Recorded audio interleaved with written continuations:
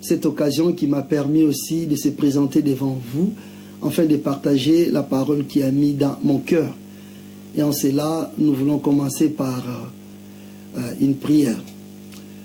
Père, dans le nom de Jésus-Christ de Nazareth, je recommence ce moment entre tes saintes bonnes divines mains. Nous prions, Seigneur, que tu puisses nous remplir du Saint-Esprit, afin que mes frères et sœurs soient édifiés au travers de cet enseignement que tu as mis dans mon cœur.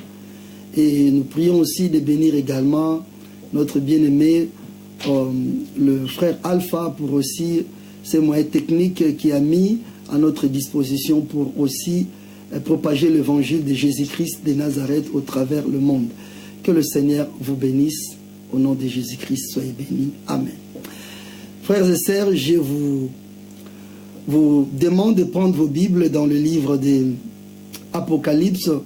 On va commencer dans le livre d'Apocalypse, chapitre 3, versets 14 à 22. Et puis, on n'aura pas le temps, mais on lira aussi l'Apocalypse, chapitre 22, verset 7, là où nous avons tiré notre thème. Alors, je me présente encore, je suis le pasteur Jean-Pierre Louisani de l'église La Puissance Divine. Alors, sans plus tarder, je vais lire pour une meilleure compréhension avant de développer notre enseignement. Apocalypse chapitre 3, versets 7 à 20, la Bible dit « Écrit à l'ange de l'église de Laodicée, voici ce que dit Amen, le témoin fidèle et véritable, le prince de la création de Dieu. Je connais tes œuvres, je sais que tu n'es ni froid ni bouillant. Puisses-tu être froid ou bouillant, ainsi parce que tu es tiède, tu n'es ni froid ni bouillant. Je te vomirai de ma bouche parce que tu dis, je suis riche, je me suis enrichi, je n'ai besoin de rien. Et parce que tu ne sais pas que tu es malheureux, misérable, pauvre, aveugle et nu. Je te conseille d'acheter à moi de l'or éprouvé par le feu, afin que tu deviennes riche, et de vêtements blancs, afin que tu sois vêtu, et que la honte de ta nudité ne paraisse pas, à un collier pour oindre tes yeux, afin que tu vois. Moi, je reprends et je châtie tout ce que j'aime. Et donc, dis zèle et répands-toi. Voici, je me tiens à la porte et je frappe. Si quelqu'un entend ma voix et ouvre la porte, j'entrerai chez lui, je soupirai avec lui et lui avec moi. Celui qui vaincra, je le ferai asseoir avec moi sur mon trône, comme moi je vainquis et me suis assis avec mon Père sur son trône. Que celui qui a des oreilles entende ce que l'Esprit dit aux églises. Et puis nous partons dans Apocalypse chapitre 22, verset 7. Et voici, je viens bientôt, heureux celui qui garde les paroles de la prophétie de ces livres. Alléluia. Bien-aimés dans le Seigneur, aujourd'hui, nous allons parler d'un thème très capital qui est intitulé « Le retour du Seigneur Jésus-Christ ». Bien-aimés dans le Seigneur, ce thème, c'est un thème doctrinal de la foi chrétienne.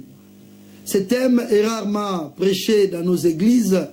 Ce thème est aussi des fois mal compris. Il y a des chrétiens qui vivent, qui ne pensent pas que Jésus-Christ viendra un jour. Il y a aussi des chrétiens qui pensent aussi que Jésus-Christ viendra, mais des fois ils sont distraits. Voilà pourquoi le but de ce message, c'est de vous préparer, mon frère et ma sœur, afin que quand Jésus-Christ viendra, qu'il ne puisse pas te surprendre, mais que nous soyons prêts à sa rencontre. Parce que dans l'évangile de Jean chapitre 14, verset 24, Christ a dit, « Je suis allé vous préparer une place et je viendrai vous prendre. » Bien-aimé dans le Seigneur, je n'aimerais pas que ce jour-là, que tu puisses être surpris. La Bible déclare, « Heureux le peuple qui attend le son de la trompette. » Ce soir, je suis venu t'annoncer la bonne nouvelle, afin que tu te prépares à la rencontre de notre Seigneur Jésus-Christ. Mais avant que le Christ puisse venir sur cette terre, parce qu'il était venu pour la première fois, nous attendons maintenant son retour. C'est pour cela le thème est intitulé « Le retour du Seigneur Jésus-Christ ». Avant que Christ puisse venir sur la terre, il y aura des événements qui vont se passer dans ce monde, où il y aura des signes qui vont précéder son retour. Et entre autres, parmi ces signes qui précèdent l'arrivée du Seigneur Jésus-Christ ou bien son retour, ce sera l'apostasie. On le trouve précisément dans 2 Thessaloniciens chapitre 1 à 12. On trouve à ceux qui ont la Bible de Louis II, ces mots est écrit aussi là-bas. Et vraiment, ces mots a capturé beaucoup mon attention, l'apostasie, de voir l'état de l'Église avant le retour du Christ. Vous savez, Jésus-Christ a établi des ministères ou des ministres pour préparer l'Église, son épouse, à sa rencontre. Mais c'est comme si l'Église est distraite lorsque nous voyons des choses qui se passent dans l'Église avant le retour du Christ. Entre autres, nous venons de lire dans le livre d'Apocalypse chapitre 3, versets 14 à 20.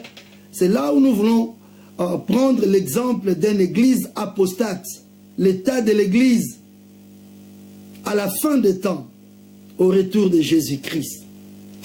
L'église de l'Odyssée, on nous montre la condition de cette église, mais avant de développer notre message, nous voulons d'abord commencer par l'introduction, comment Jésus-Christ s'est présenté dans cette église. Il s'est présenté comme étant celui, je vais le relire, voici ce que dit l'Amen, le témoin fidèle et véritable, le prince de la création de Dieu. Voilà comment Jésus-Christ se présente, il est Amen, le témoin fidèle de la création de Dieu. Lorsqu'il dit il est Amen, en d'autres termes, Amen, ça veut dire que cela soit ainsi, mais dans ce contexte, Christ se présente en lui, que toutes les promesses de Dieu sont accomplies. Il est le témoin fidèle de la création de Dieu. Il est celui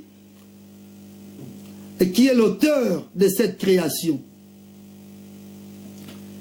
Cet enseignement ou bien ce message a été adressé précisément à l'église de l'Odyssée, mais c'est un message qui concerne toutes les églises de la fin des temps, dans notre temps. Dans ce livre d'Apocalypse, on voit une église qui a bien commencé, l'église d'Éphèse, mais à la fin, on trouve l'église de l'Odyssée qui symbolise l'état spirituel de l'église à la fin des temps. Est-ce que l'église est préparée pour le retour de Jésus-Christ, ou bien l'église est égarée, ou bien l'église est dans la distraction, ou l'église est dans le divertissement? Ce sont des questions qu'on vient de poser à laquelle on va chercher à trouver des réponses au travers de ces textes. Écrit à l'ange de l'église de l'Odyssée, c'est vrai que quand Dieu veut envoyer un message à un homme sur la terre, il n'a pas besoin de passer par un ange plutôt. Quand Dieu veut parler à nous, c'est vrai, il peut utiliser un ange parce que les gens sont des messagers de Dieu. Mais ici, lorsqu'on dit écrit à l'ange de l'église de l'Odyssée, on fait allusion. Ça peut être au responsable de cette église qui devrait recevoir ces messages pour dire à l'église. Et là, après que le Seigneur s'est présenté, le Seigneur n'a même pas encouragé cette église par rapport à des églises précédentes telles que l'église d'Éphèse, là où Christ, après avoir à se présenter, il a encouragé cette église de dire que je connais tes œuvres et tu as traité de menteurs, des personnes qui se disent apôtres, qui ne le sont pas. C'est un message d'encouragement. Mais ici, on trouve qu'il n'y a même pas un message d'encouragement parce que le Seigneur n'était pas content de voir l'état de son église. Et pourtant, il est prêt à revenir sur cette terre pour prendre son église.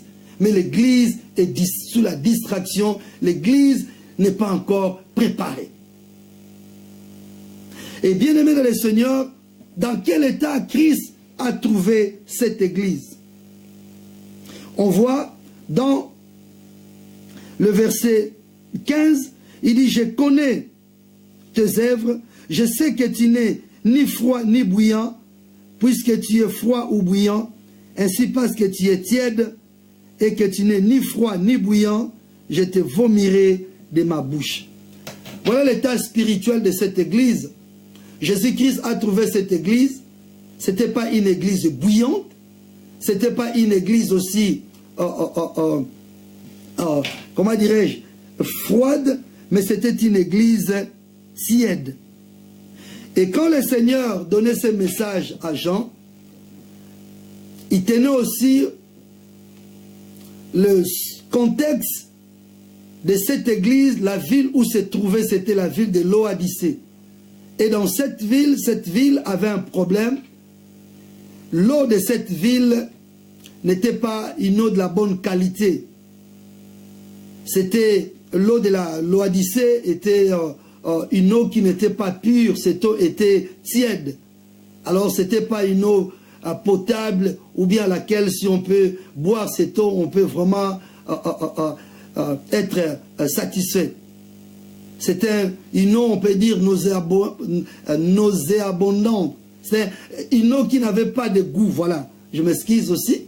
Alors, c'était l'image de cette église.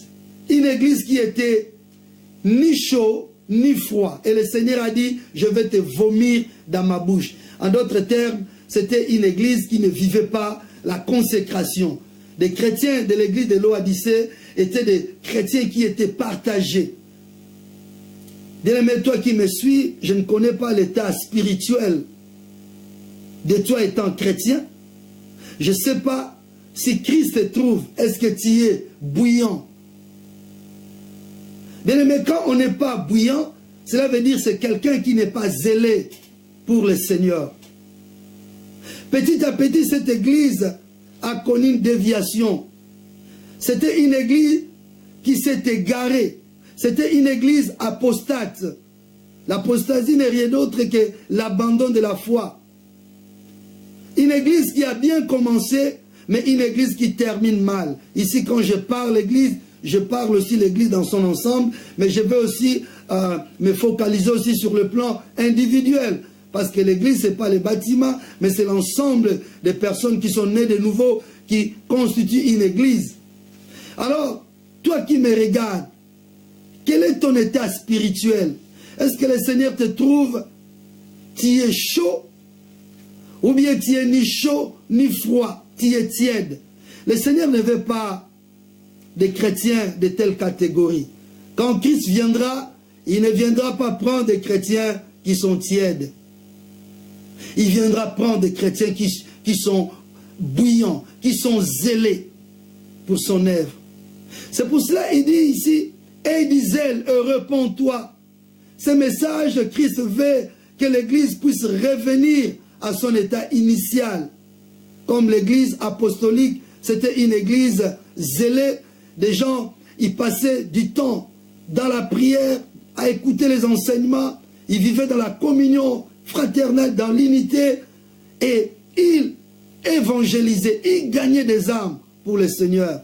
Mais aujourd'hui, nous avons oublié que nous sommes des chrétiens, nous vivons sur la terre pour préparer notre rencontre avec le Seigneur. Ça sera vraiment très triste, bien-aimé, que le Seigneur vienne et que ce jour-là, qu'il puisse te dire que tu ne t'es pas préparé et que tu puisses manquer ce rendez-vous. Il revient bientôt. Mais à quel état le Seigneur va te trouver? Est-ce que tu es partagé? Aujourd'hui, on trouve des chrétiens qui sont apostates, des chrétiens à la fois qui se disent chrétiens de nom, mais lorsqu'on regarde leur vie, ils vivent comme les gens qui ne connaissent pas le Seigneur. Ce sont des chrétiens orgueilleux, des chrétiens qui ont de plusieurs femmes par-ci par-là, des chrétiens qui n'obéissent pas à la parole de Dieu, des chrétiens qui ne prient même pas, des chrétiens qui fréquentent des églises, des chrétiens qui ne sont pas des chrétiens engagés. Bien-aimé dans le Seigneur, si tu te trouves dans cet état, pour l'amour du Seigneur, je te prie que tu puisses te repentir. Le Seigneur a besoin de toi. Il veut que ce jour-là, quand il viendra te prendre, que tu sois prêt, afin que tu puisses passer ton éternité dans sa présence, dans la gloire, pendant que les autres vont souffrir dans l'enfer. Mais lui veut que toi, tu puisses être avec lui dans la nouvelle Jérusalem. Il n'a pas donné sa vie en vain. Il a donné sa vie pour toi. Bien-aimé, tu es une brebis du Seigneur. À quel état tu te trouves? Es-tu prêt? Est-ce que tu es préparé? Si Jésus revient aujourd'hui, tu es sûr que tu seras avec lui ou tu vas manquer ces rendez-vous? Regarde la manière dont tu amènes ta vie. Ces chrétiens étaient des chrétiens qui ne vivaient pas la consécration, des chrétiens qui étaient partagés. En d'autres termes, ils se disaient chrétiens, mais ils vivaient aussi comme les gens du monde vivaient. Aujourd'hui, il y a beaucoup de gens qui ne veulent pas venir dans des églises. Ils ont certaines raisons, parce qu'ils voient que des gens qui viennent à l'église, on ne voit pas un changement en nous. Quand on dit on ne voit pas un changement, c'est-à-dire nous ne vivons pas comme le Seigneur a vécu. Il y a des chrétiens qui vivent dans les mensonges, il y a des chrétiens qui vivent dans les débauches, il y a des chrétiens qui vivent dans la haine, il y a des chrétiens qui font même la honte du Seigneur. Mais gloire soit rendue à Dieu, parmi ces faux, sois un bon chrétien. J'aimerais t'encourager, toi aussi qui donnes des esquisses. Je ne peux pas aller dans des églises parce que je vois avec des choses qui se passent à l'église, ça me décourage. Que cela ne te décourage pas. Le salut est individuel. Souviens-toi de la parabole des livrets et le blé. Dans l'église, malheureusement, il y a des bons chrétiens, il y a aussi des mauvais chrétiens. Le Seigneur a dit, laissez-les ensemble.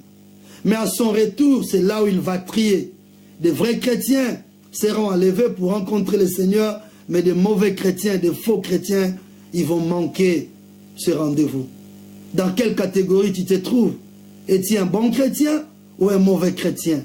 Ce n'est pas encore trop tard. Tu peux te repentir.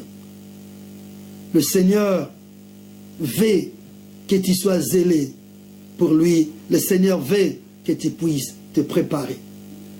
Et on trouve dans cette église, c'était aussi une église riche matériellement. Parce que dans cette ville, l'activité qui était développée à l'Odyssée, c'était l'activité bancaire, la médecine et tout cela. C'était une église riche matériellement, mais spirituellement, c'était une église qui était pauvre. Parce que c'était une église qui ne vivait pas selon les normes du Seigneur, ou bien une église qui avait abandonné la vraie foi chrétienne. Bien-aimés dans le Seigneur, aujourd'hui, lorsqu'on regarde des bâtiments de nos églises, des fois on se dit, ah, dans cette ville, c'est nous qui avons un beau bâtiment. C'est bien d'avoir des beaux bâtiments, mais ce qui compte, l'état spirituel des personnes qui fréquentent ces bâtiments. On peut avoir des beaux bâtiments, mais cela n'a pas la valeur devant le Seigneur. Souvenez-vous, lorsque les disciples sont venus vers le Seigneur pour lui dire, regarde la beauté du temple. Et Christ a dit, le Seigneur n'était pas impressionné par la beauté du temple.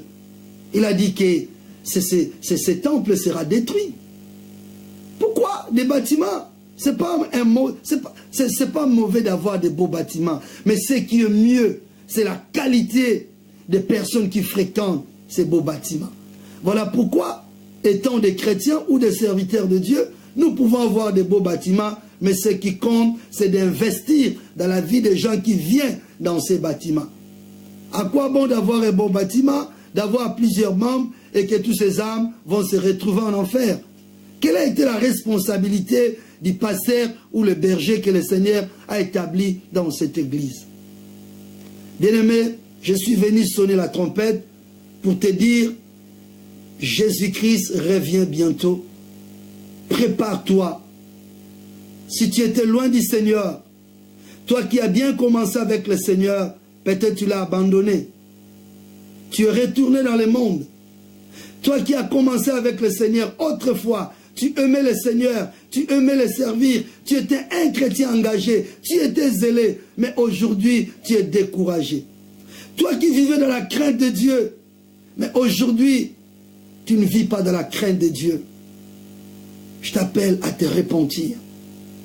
Voilà, cette église, vraiment, c'était une église qui ne faisait pas la joie du Seigneur. Et le Seigneur a appelé à cette église de se repentir. Quelle est ta vie devant le Seigneur? Es-tu prêt à rencontrer le Seigneur? Il a dit, il vient bientôt, dans Apocalypse 22, verset 7. Mais à quel état il va te trouver? Mon frère et ma soeur, toi qui me regardes, ma prière ce soir, que tu ne puisses pas manquer ces grands rendez-vous. Sinon, si tu rates ces rendez-vous-là, ça sera trop tard pour toi. Parce que les gens qui ne vont pas rencontrer le Seigneur, qui ne seront pas prêts, ils risqueront de subir des événements qui vont s'abattre à la fin des temps. Quand Christ prendra son église, eh bien aimé, ça sera le chaos, ça sera le règne de l'Antichrist. Peut-être on va développer ça plus tard. Répands-toi et dis-elle. Et dans le verset 20, Christ dit, je suis à la porte, je frappe. Si quelqu'un entend ma voix, ouvre, j'ouvrirai. Bien aimé, ici, Christ n'adresse pas aux païens. Il adresse aux chrétiens, à une église. Au lieu que le Seigneur soit à l'intérieur de l'église, Christ n'est plus à l'intérieur, il est à la porte, au point de partir. Bien-aimé dans le Seigneur, regarde ta vie. Dans quel état que tu te trouves, dans quelle position Christ, il est à l'extérieur de ta vie ou il est à l'intérieur. Peut-être il est à l'intérieur de ta vie, mais ce n'est pas lui qui dirige ta vie, peut-être c'est toi-même qui dirige ta vie. Répands-toi mon frère. Jésus revient bientôt. L'Apocalypse, c'est le dernier livre de la Bible. Bien-aimé, quand il dit dans Apocalypse 22, verset 7, « Je reviens bientôt », c'est un rendez-vous qu'il nous donne. Quand tu as un ami qui te dit, il va passer chez toi, il va venir te rendre visite, tu dois bien préparer ta maison pour l'accueillir. La maison, c'est l'image de ton cœur. Prépare ton cœur à la rencontre du Seigneur. Ne te décourage pas. Et du zèle. Le zèle veut dire avoir un amour ardent pour le Seigneur. Pour le Seigneur, tu fuis les péchés. Pour le Seigneur, tu ne vas pas abandonner ton église. Pour le Seigneur, tu vas évangéliser. Chercher à gagner les âmes pour le Seigneur. Bien-aimés dans le Seigneur, que nous ne soyons pas aussi des chrétiens égoïstes. Cherchons aussi à partager cette bonne nouvelle que nous avons aux personnes qui ne connaissent pas le Seigneur. Je suis arrivé presque à la fin de mon message. Le thème était intitulé « Le retour du Seigneur Jésus-Christ ». Mais on a vu, avant que le Seigneur puisse arriver, il y aura des signes, des choses qui vont se passer dans ce monde. Entre autres, l'Église deviendra une Église apostate. L'Église va perdre son attachement avec le Seigneur. Gloire soit rendue à Dieu.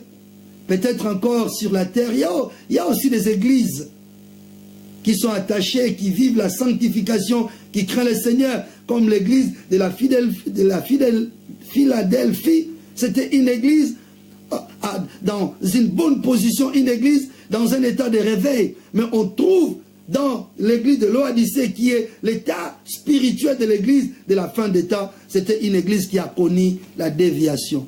Bien-aimé, peut-être tu as bien commencé avec le Seigneur, ne termine pas mal avec le Seigneur. Regarde ta vie. Si tu étais éloigné avec le Seigneur, tu avais un cœur partagé, reviens au Seigneur.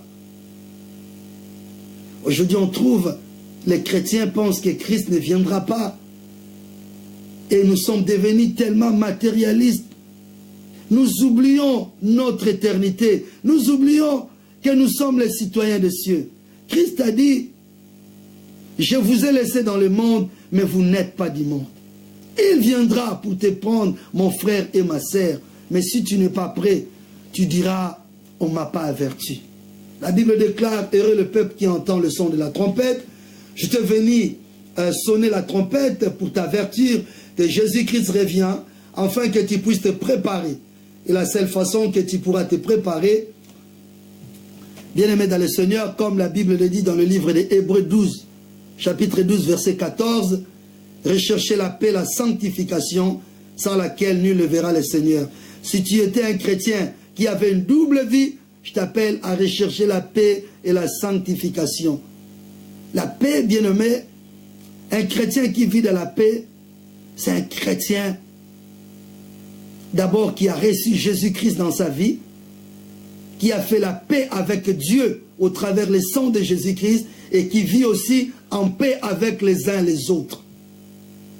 Un chrétien qui vit la sanctification, c'est un chrétien qui est consacré. C'est un chrétien qui est mis à part. Il est au service de son Dieu. Aujourd'hui, on trouve des chrétiens qui ne sont plus au service de Dieu. Il y a des âmes qui meurent. Nous avons même oublié que nous devons évangéliser, gagner les âmes pour le Seigneur. Aujourd'hui, nous regardons que notre vie, travailler, investir, ce n'est pas mauvais. Mais nous avons des responsabilités sur cette terre. Christ veut venir te prendre. Mais tu veux que rencontrer le Seigneur, peut-être ton mari, ta femme qui ne connaissent pas le Seigneur, manquer ce rendez-vous. Tu veux que toi et ta famille bénéficier de cette rencontre dans l'enlèvement et que tes amis puissent manquer l'enlèvement. C'est ton devoir, mon frère et ma soeur. Je suis venu te dire, sors dans cet état, mon frère. Sois zélé pour le Seigneur. Et s'il y avait des choses que le Seigneur te reproche, répands-toi et dis-elle. On va prier au travers de ce message que nous avons partagé avec vous. Que le Seigneur t'aide, enfant, que tu sois prêt à son retour, parce que Jésus-Christ est prêt à la porte. Jésus-Christ, il revient. Aux montagnes des Oliviers, lorsqu'il était monté au ciel, il a dit, les anges ont dit, hommes galiléens, pourquoi vous regardez au ciel? Jésus-Christ qui est monté, de la même manière, il reviendra. Et quand il reviendra sur la terre, ça sera la fin du temps de la grâce. Et toi, chrétien, es-tu prêt? La Bible nous déclare, prépare-toi à la rencontre de ton Dieu. Peut-être si Christ tarde à venir, on pourra quitter ce monde, mais dans quel état tu vas te présenter devant le Seigneur? Je vais prier pour toi, afin que le Seigneur nous aide, que nous soyons prêts à ces rendez-vous. Père, je recommande mon frère et ma soeur qui étaient engagés, zélés, et aujourd'hui il a abandonné la foi. Je prie, Seigneur, que tu puisses le fortifier au travers de ce message, qu'il puisse revenir sur les anciens sentiers, retrouver sa consécration, son engagement envers toi, Seigneur. Je prie aussi pour mon frère et ma soeur qui avaient un cœur partagé, qui menaient une double vie. Il est un chrétien, mais à la fois, il est dans des bois de nuit. Il est un coureur de jupons. Ces chrétiens qui vivent dans la débauche, dans le mensonge. Mais ils se disent chrétiens. Pardonne-le, Seigneur. Mon frère, répands-toi aussi. Reviens.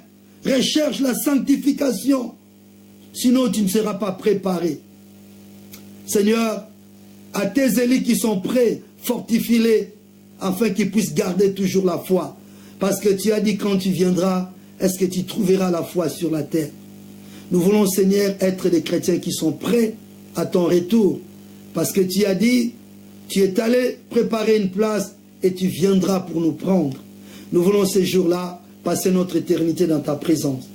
Bien-aimé dans le Seigneur, toi qui m'as regardé, peut-être tu n'as pas reçu Jésus-Christ dans ta vie. Je vais t'inviter à le recevoir. Fais cette simple prière. Dis, Seigneur, j'ai écouté ta parole. Je suis pécheur. Je ne peux pas me sauver moi-même. Je t'invite dans mon cœur. Je t'ouvre mon cœur. Entre dans ma vie. Pardonne mes péchés. Et je t'accepte. Je t'accepte comme Seigneur et Sauveur de ma vie. Et je vais vivre pour toi et pour te servir. Amen. Soyez bénis, mon frères et sœurs, pour ce message.